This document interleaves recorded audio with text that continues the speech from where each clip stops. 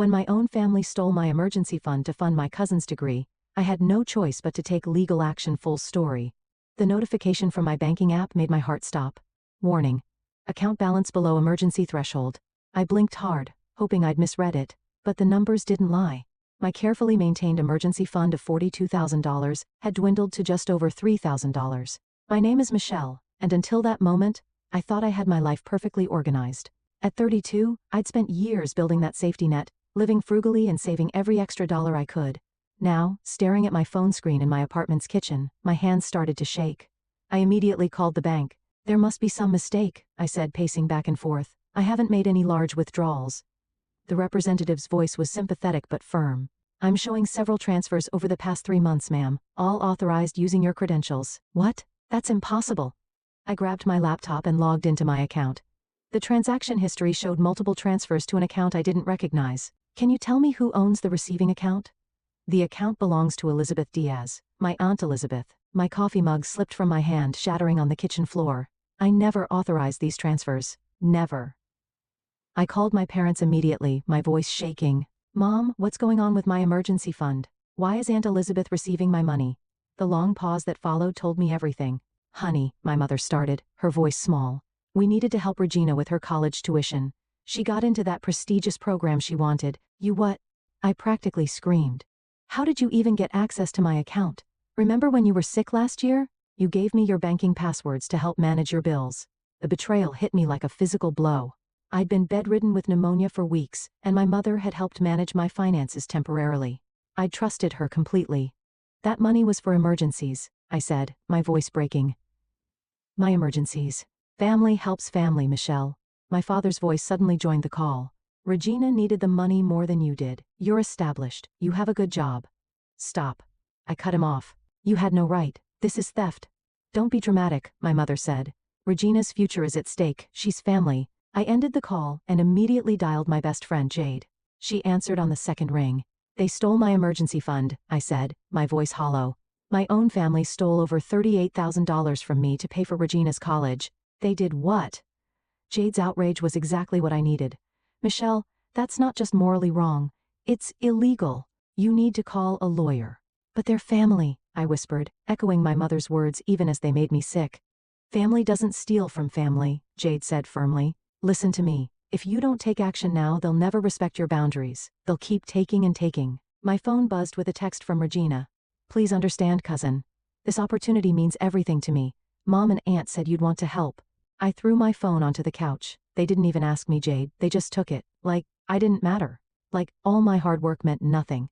Then make them understand it matters, Jade said. I have a number for a good family lawyer. His name is Nigel. Want me to set up a meeting? I looked around my apartment at the life I'd built, the independence I'd fought for. The broken coffee mug on the floor seemed to mirror my shattered trust. Yes, I said finally, my voice stronger. Set it up. I'm done being the family ATM. Another text buzzed through, this time from my brother Kelvin. Mom and Dad told me what happened. They're saying you're overreacting. What are you going to do? I typed back what I have to do. Jade was still on the line. I'll pick you up tomorrow at 9 a.m. We'll go see Nigel together. After hanging up, I sat in my quiet apartment surrounded by the pieces of my broken mug and broken trust. My family had always preached about loyalty, about helping each other, but as I looked at my bank balance again, I realized their version of family loyalty was a one-way street. My phone kept buzzing with messages from various family members, all trying to justify the theft, all trying to make me feel guilty for being upset. I turned it off. Tomorrow, I would see a lawyer. Tomorrow, I would start fighting back. But tonight, I allowed myself to cry for the family I thought I had, and for the harsh reality of who they really were. Jade's car pulled into the law office parking lot exactly at 8:55 a.m. I hadn't slept much, but the morning sunlight and 3 cups of coffee had given me enough energy to face what was coming. You look like hell, Jade said, giving my hand a squeeze as we walked into the building. Thanks. That's exactly what every girl wants to hear before meeting her lawyer. The elevator ride to the 6th floor was silent. My phone had blown up overnight with messages from family members, each one more guilt-inducing than the last. I'd only responded to Kelvin, who seemed genuinely concerned, rather than accusatory. Nigel's office was smaller than I expected, but warm and welcoming.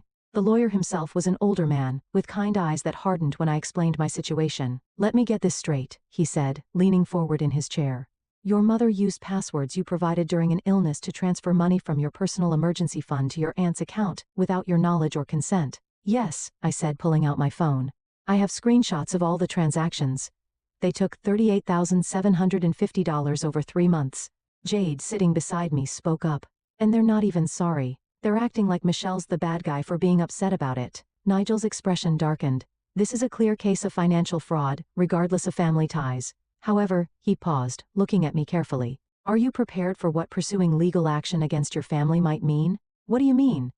Family court cases can get ugly, very ugly, especially when money's involved. Your relatives might say things, do things that can't be taken back. Are you ready for that? I thought about my mother's dismissive tone, my father's assumption that my hard work meant less than Regina's dreams, and my aunt's entitled silence through it all. They already crossed a line that can't be uncrossed, I said firmly. I want my money back. Nigel nodded, pulling out some forms. Then let's begin. We'll start with, my phone buzzed. Regina's name flashed on the screen. Take it, Nigel said. It might be relevant. I answered, putting it on speaker. Regina? Michelle, please. Her voice cracked. I heard you're meeting with a lawyer. You can't do this to me, to us. I'm about to start my 2nd semester, and if you make Mom return the money, I'll have to drop out. That's not my problem, Regina. You should have thought about that before accepting stolen money. I didn't know, she protested. Mom and Aunt said you agreed to help. I only found out the truth yesterday when everything blew up. I looked at Nigel, who was taking notes. Whether you knew or not doesn't change anything. That money was my safety net, but I'm so close to my dreams. Regina's voice turned desperate. Just give me a chance to finish this semester. I'll work part-time, take loans, anything. Please don't ruin this for me.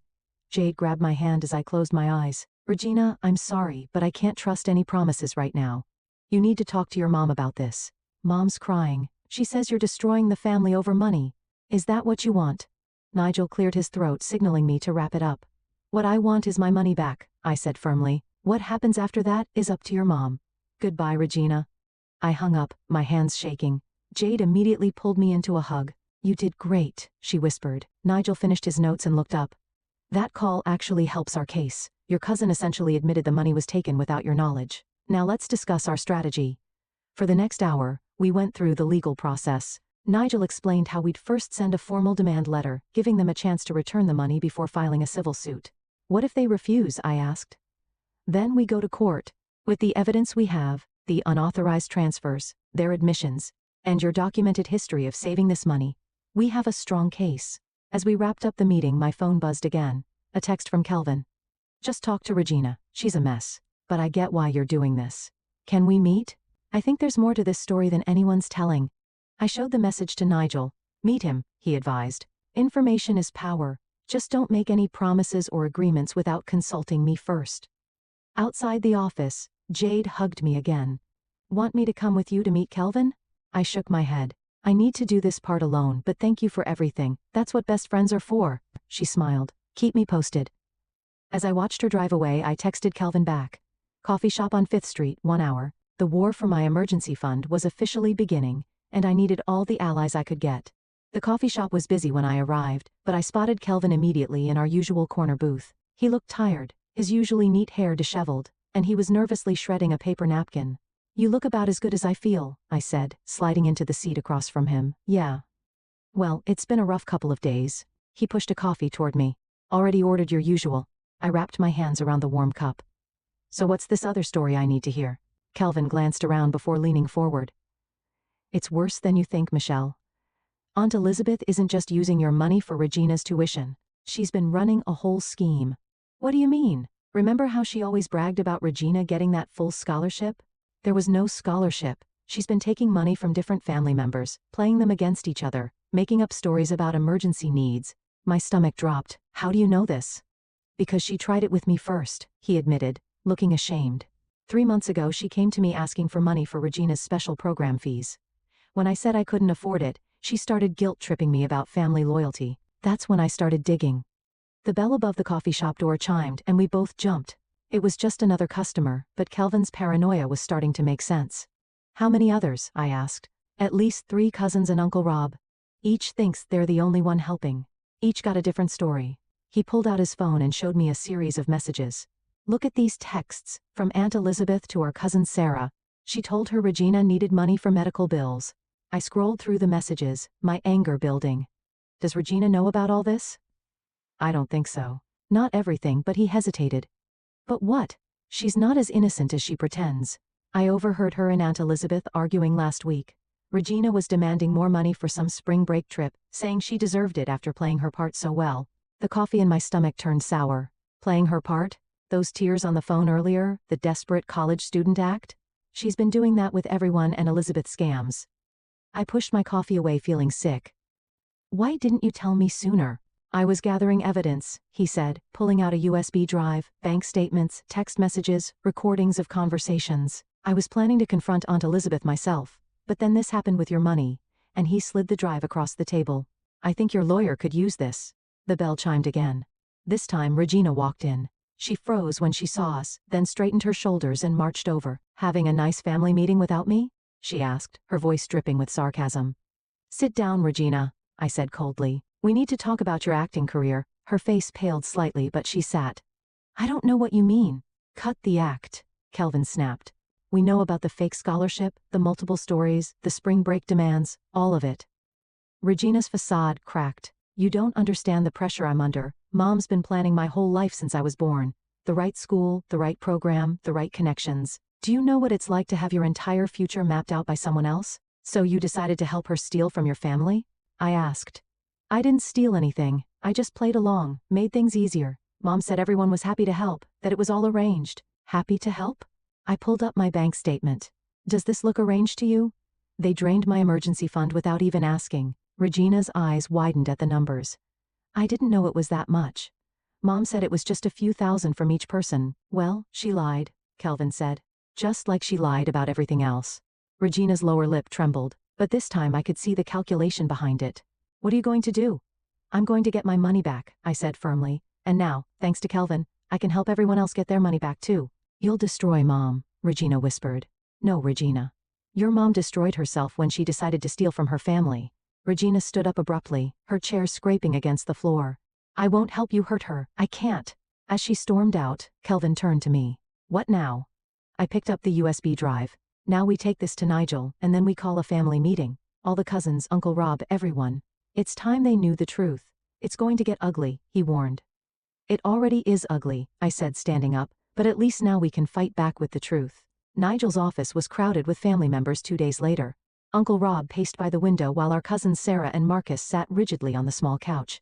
Kelvin stood beside me, his presence reassuring as we waited for Nigel to finish reviewing the evidence. This is extensive, Nigel said, looking up from his computer. The systematic nature of these deceptions changes everything. What do you mean? Sarah asked, her voice small. It means this isn't just about Michelle's emergency fund anymore, Nigel explained. We're looking at a pattern of deliberate financial fraud targeting multiple family members. Uncle Rob stopped pacing. I gave her $12,000. She said Regina needed emergency dental surgery. She told me it was for special academic counseling, Marcus added. Another $8,000. And I gave her $15,000 for supposed medical bills, Sarah whispered.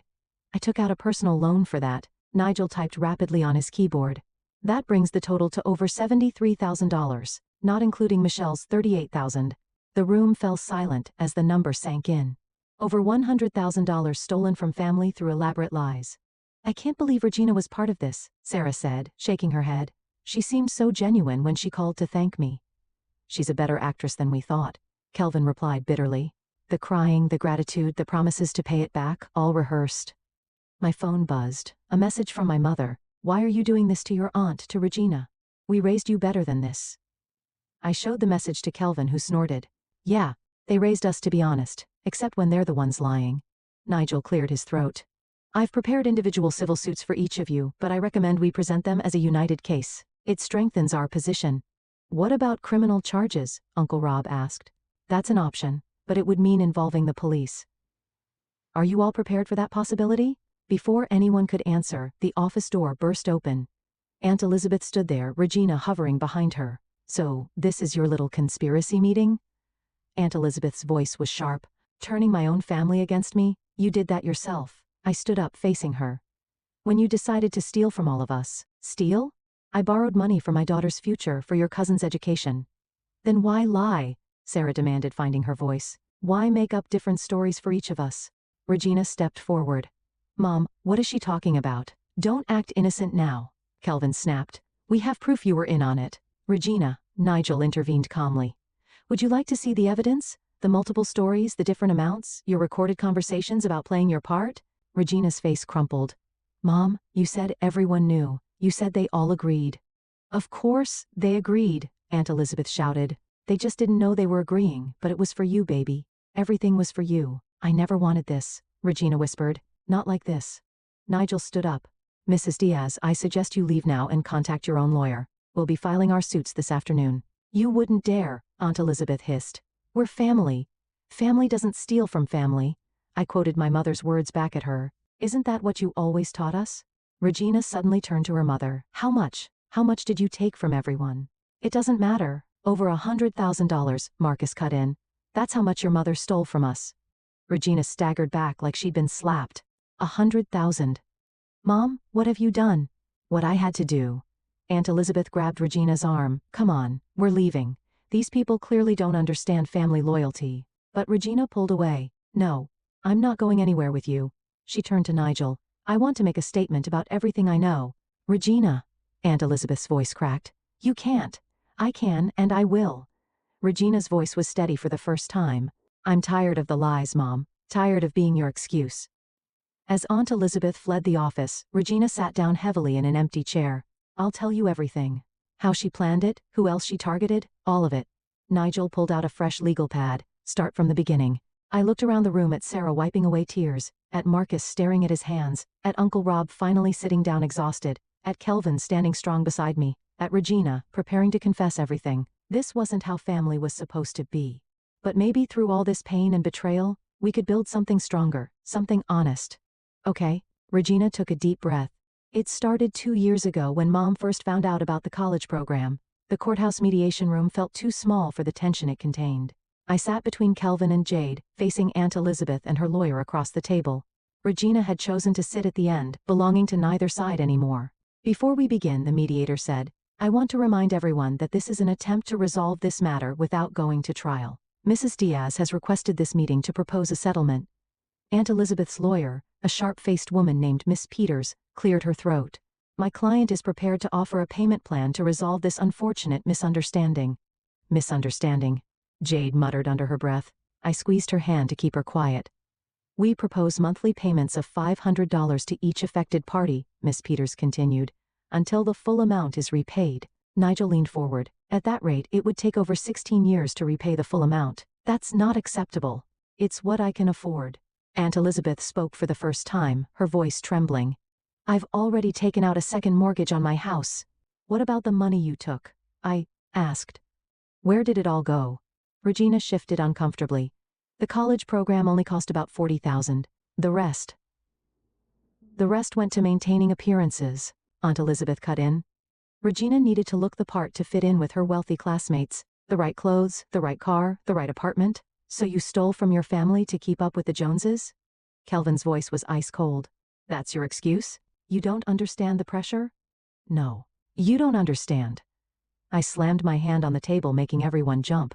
That money wasn't yours to take. My emergency fund was for actual emergencies. Sarah took out a personal loan to help you. Uncle Rob delayed his retirement. Also, Regina could have designer clothes? Regina started crying. I never knew. Mom kept saying everything was handled, that everyone was happy to help. I should have asked more questions. Yes, you should have, Jade said quietly. But you didn't want to know the truth, did you? The mediator raised her hand. Let's focus on the settlement proposal. Mrs. Diaz, do you have any other assets that could be liquidated to increase the monthly payments? Aunt Elizabeth looked at her lawyer, who nodded slightly. I have some jewelry and investments.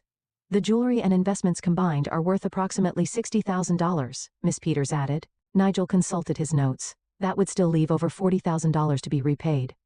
I'll get a job, Regina suddenly said. A real one, not the part-time thing Mom wanted me to do for appearances. I can contribute to the payments. You don't have to, Aunt Elizabeth started. Yes, I do. Regina stood up. I benefited from this money even if I didn't know it was stolen. I need to help make it right. The mediator nodded approvingly. That could work. If Mrs. Diaz liquidates her assets immediately and combines that with higher monthly payments from both herself and Regina, We could be repaid within 3 years, Nigel calculated, with appropriate interest and legal fees. I added firmly. Miss Peters whispered something to Aunt Elizabeth, who nodded tearfully. We accept these terms. I'll start liquidating everything tomorrow. There's one more condition, I said, looking directly at my aunt. You need to tell everyone the truth, not just those of us in this room, but the entire family. No more lies, no more manipulation. Michelle? No. I cut her off. That's non-negotiable. Either you come clean to everyone, or we go to trial. Your choice. The room fell silent. Regina reached over and touched her mother's hand. Mom, please, we need to stop living this lie. Aunt Elizabeth seemed to deflate. Fine. I'll tell everyone everything. The next hour was spent drafting the formal agreement. As we prepared to leave, Regina caught my arm. I know it doesn't mean much now, she said, but I'm sorry for everything, for not asking questions, for playing along, for letting this happen. I looked at her, really looked at her. The designer clothes suddenly seemed like a costume, the expensive jewelry like chains. What will you do now? I asked. Transfer to a state school. Get a real job. Start living in the real world instead of Mom's fantasy. She managed a weak smile. Maybe become the person I want to be instead of the person she wanted me to be. As we left the courthouse, Jade linked her arm through mine. You okay? I watched Aunt Elizabeth and Regina walking to their car, no longer the proud, polished pair they'd once been. I think I will be. At least now everyone knows the truth. Truth has a way of setting things right, Kelvin said, joining us, even if it hurts like hell getting there. My phone buzzed. A message from my mother. I heard what happened at mediation. Can we talk? I showed the message to Kelvin and Jade. One battle at a time, Jade advised. I nodded, putting my phone away. The war wasn't over, but at least now we were fighting with the truth on our side. The family gathering at Uncle Rob's house felt more like a trial than a confession.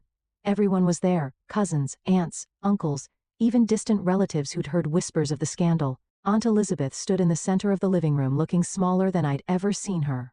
I've asked you all here because I need to tell you something, she began, her voice shaking. I've done something terrible. As she spoke, laying out her web of lies and manipulation, the reactions around the room shifted from confusion to shock to anger. My mother sat rigid beside my father, her face growing paler with each revelation.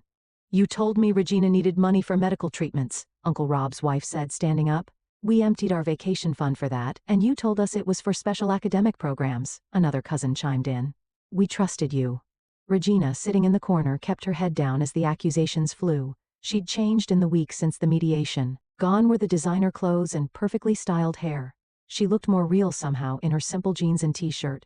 There's more, I said, stepping forward. Mom, Dad, you need to explain your part in this. My mother's head snapped up. Michelle, please. No. My father interrupted, surprising everyone. She's right, we need to come clean too. He stood up, addressing the room. We helped Elizabeth access Michelle's emergency fund. We gave her the passwords, helped her hide the transfers. The room erupted again. Kelvin moved to stand beside me as our parents faced the family's judgment. How could you do that to your own daughter? Aunt Patricia demanded. We thought we were helping family, my mother said weakly. Elizabeth said Michelle had agreed. But you never asked me, I cut in. You never even mentioned it to me. Because we knew you'd say no, my mother burst out. You've always been so rigid about money, so unwilling to help family in need. Regina suddenly stood up. That's not true. Michelle helped me with my college applications. She spent hours tutoring me for my SATs. She helped because I asked her directly, honestly. Regina? Aunt Elizabeth warned. No, Mom, I'm done hiding. Regina moved to the center of the room. I need to confess too. I knew some of what was happening. I played along, pretended to be desperate when Mom needed to convince people to give money. I'm not proud of it, but I did it. The silence that followed was deafening. So what happens now? Someone asked. Nigel, who'd been quietly observing from the doorway, stepped forward. Mrs. Diaz has agreed to repay everyone through asset liquidation and a payment plan. Regina will also contribute to the repayment. And the legal charges? Uncle Rob asked. We've agreed to handle this civilly provided all terms are met, I explained, including full transparency about everything that happened. My mother stood up suddenly. I need to say something too. She turned to face me, tears in her eyes. Michelle, I betrayed your trust. I convinced myself it was okay because you're my daughter, because family helps family. But what I did, what we did, it was wrong. I'm so sorry. I wanted to stay angry, to hold on to my hurt, but seeing her there, finally acknowledging her mistake, cracked something in my chest. I trusted you, I said quietly. Both of you. That's what hurts the most. We know, my father said, moving to stand beside my mother. We'd like to make it right. We've decided to sell our vacation property to help repay your emergency fund. Aunt Elizabeth's head snapped up. The lake house? But that's been in the family for generations. And family helps family, my father said firmly, using her own words against her, the right way this time. Regina walked over to me. I start my new job tomorrow. It's just waiting tables, but it's honest work, and I've enrolled in community college for next semester. Good for you, I said, meaning it.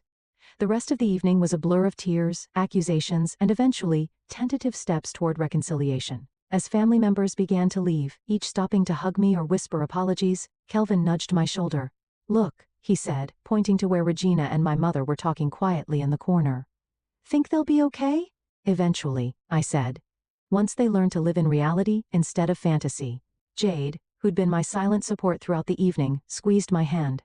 You did it. You stood up for yourself and made them face the truth. We did it. I corrected her, including Kelvin in my glance. I couldn't have done this alone. As we left Uncle Rob's house, I felt lighter somehow. The money wasn't all back yet. The trust wasn't fully rebuilt, but at least now everything was in the open. Sometimes I realized that's where healing has to start. 3 months after the family confession, I sat in Nigel's office reviewing the repayment progress. The first wave of restitution had come through. Proceeds from Aunt Elizabeth's jewelry sales and my parents' lake house. The numbers are looking good, Nigel said, sliding a document across his desk. Your emergency fund is almost halfway restored.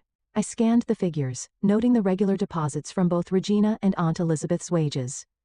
True to her word, Regina had taken a job waiting tables, and was working double shifts to contribute more. Have you heard from your parents lately? Nigel asked, closing his laptop. They come over for dinner once a week now. It's different. Better in some ways, harder in others. I traced the edge of the paper. At least they're trying. A knock at the door interrupted us. Jade poked her head in. Sorry I'm late. Traffic was awful. Perfect timing, Nigel said. We were just discussing the latest developments, including this. He pulled out another document, and Elizabeth is requesting a meeting. My stomach tightened. Why? She says she has something important to tell everyone. She wants all affected family members present. The last family meeting went so well, I muttered but nodded. When? Tomorrow afternoon. I've already contacted everyone else. The next day, I arrived at Nigel's office to find it even more crowded than before. Uncle Rob and his wife sat near the window, while Sarah and Marcus took their usual spots on the couch. My parents stood awkwardly near the door, and Regina sat alone in a corner wearing her waitress uniform. She'd come straight from her shift. Aunt Elizabeth entered last, looking years older than she had just months ago. She carried a large envelope. Thank you all for coming, she said, her voice rough. I've sold my house. The room went silent. What? Regina stood up. Mom, where will you live? I'm moving into a small apartment. The house sale will cover most of the remaining restitution. She opened the envelope and handed papers to Nigel. The closing is next week. My mother stepped forward. Elizabeth, you don't have to. Yes, I do. Aunt Elizabeth cut her off. I've spent my whole life pretending to be something I'm not, pushing Regina to live up to impossible standards and hurting the people who truly cared about me. It's time to face reality. Regina moved to her mother's side. I'll help with the apartment rent. Between my waitressing jobs and the barista position I just got, we can make it work. You should focus on your studies, Aunt Elizabeth protested. I am. Community college is affordable, and I'm learning more there than I ever did trying to keep up appearances at that expensive university. Nigel reviewed the house sale documents. With this, everyone could be repaid within the month rather than over 3 years. That's what I want, Aunt Elizabeth said firmly. A clean slate, no more debts, no more lies. Uncle Rob cleared his throat. What about your retirement? I'll keep working. Maybe it's time I learned the value of honest work like my daughter has. I watched Regina squeeze her mother's hand, saw the genuine pride in Aunt Elizabeth's eyes as she looked at her daughter in her simple work uniform. Something had shifted between them. Something real had replaced the shallow perfection they'd once pursued. There's one more thing. Aunt Elizabeth turned to me. Michelle, I owe you the biggest apology. I took advantage of your parents' trust in me, manipulated them into betraying you. I was so focused on maintaining appearances that I destroyed the real relationships in my life. We all owed Michelle an apology, my father added, and a debt that goes beyond money. I felt Jade's hand on my shoulder, steadying me as always. The money was important, I said carefully, but the trust was worth more. That's what really needed to be repaid. And has it? Aunt Elizabeth asked softly. Even a little? I looked around the room at Regina working honest jobs to make amends. At my parents trying to rebuild our relationship one dinner at a time, at Aunt Elizabeth selling her precious house to make things right. It's getting there, I said, day by day. Nigel spent the next hour processing the house sale paperwork. As everyone prepared to leave, Regina caught up with me. I'm serving at the diner on 5th Street now, she said. If you ever want coffee, real coffee, not the overpriced stuff I used to insist on, stop by. I smiled. I might do that. Outside, Jade linked arms with me. You okay? Yeah, I said, watching my family members disperse. All of them changed. All of them a little more real than they'd been 3 months ago. I think we all are. Sometimes I realized it takes losing everything to find out what really matters, and sometimes what you rebuild is stronger than what you lost. The last check from the house sale cleared on a sunny Tuesday morning. I stared at my restored emergency fund balance, feeling a complex mix of emotions I couldn't quite name. Want company for your coffee run? Jade asked from my apartment doorway. She knew exactly where I was heading. Regina's diner had become a regular stop in my routine, though I hadn't planned it that way. The bell chimed as we entered, and Regina looked up from wiping down a table. The usual? She called out, already reaching for coffee cups. Actually, I said, can we talk for a minute? She nodded, gesturing to an empty booth. My break's in 5 minutes. While we waited, Jade squeezed my hand. You sure about this? It feels right, I said, pulling an envelope from my purse. Regina joined us, sliding into the booth and untying her apron. Everything okay? Mom made her final payment yesterday, right? She did. I pushed the envelope across the table. That's why I wanted to talk to you. Regina opened it carefully, her eyes widening as she read the contents. This is a check for $15,000. I don't understand. It's for your education, I said. A proper loan this time with terms and conditions all spelled out. Jade helped me draw up the paperwork. But why? Regina's voice cracked. After everything? Because you proved something to me these past few months. Working double shifts, living honestly, owning up to your mistakes. You've changed. We all have, she whispered, touching the check gently. The loan has real terms, Jade added, pulling out a document, regular payments, reasonable interest, everything in writing. No shortcuts, no manipulation. Regina straightened her shoulders. I'll pay back every penny the right way this time. I know you will, I said. That's why I'm offering it. The diner's door chimed again. Aunt Elizabeth walked in looking different in her new waitress uniform from the budget restaurant where she'd found work. Mom, Regina called out, look what Michelle's offering. Aunt Elizabeth approached our booth cautiously. When Regina showed her the check and paperwork, she started to cry. After everything we did, she began, that's exactly why I cut in. Because you both showed me that people can change, real change, not just promises. We have family dinner at my new apartment this Sunday, Aunt Elizabeth said hesitantly. Would you come, both of you? She added, including Jade. I glanced at Jade, who nodded slightly. We'll be there. It's not fancy, Regina added quickly. Just home-cooked food and honest conversation. Mom's learning to make lasagna. Learning is a generous word. Aunt Elizabeth laughed, wiping her eyes. But I'm trying. That's all any of us can do, I said, standing up. Try to be better than we were yesterday. As we prepared to leave, Regina hugged me tightly. Thank you, not just for the loan, but for showing me what real strength looks like. Outside, Jade looped her arm through mine. You know what the best revenge is? Living well? No, she grinned. Watching the people who hurt you become better people because of the boundaries you set. My phone buzzed. A message from Kelvin. Mom's asking if you're still coming to dinner tonight. She's finally going to teach us her secret recipe. I smiled, showing Jade the message. My relationship with my parents was still healing. But like Regina's lasagna, we were learning one honest conversation at a time. You know, I said, when I first discovered the theft, I thought my family was destroyed forever. I never imagined we'd end up here. Here being in a better place than where we started. More honest, more real. We reached my car, but I paused before getting in. Through the diner window, I could see Regina showing Aunt Elizabeth the loan paperwork, both of them smiling through tears. In a few hours, I'd be in my parents' kitchen, learning family recipes and building new trust. On Sunday, we'd crowd into Aunt Elizabeth's small apartment, eating imperfect lasagna and sharing honest conversations. My emergency fund was finally restored, but I'd gained something worth far more. A family that had learned the hard way that love without honesty isn't really love at all. Ready to go? Jade asked. Yeah, I said, starting the car. I'm ready for whatever comes next. Because that's the thing about family. Sometimes it has to break completely before it can be rebuilt into something stronger, something true. And sometimes the deepest wounds, when healed properly, leave us with the greatest strength. I pulled away from the curb, leaving the diner behind, but carrying its lessons forward. The future wasn't certain, but at least now it was real, and that made all the difference.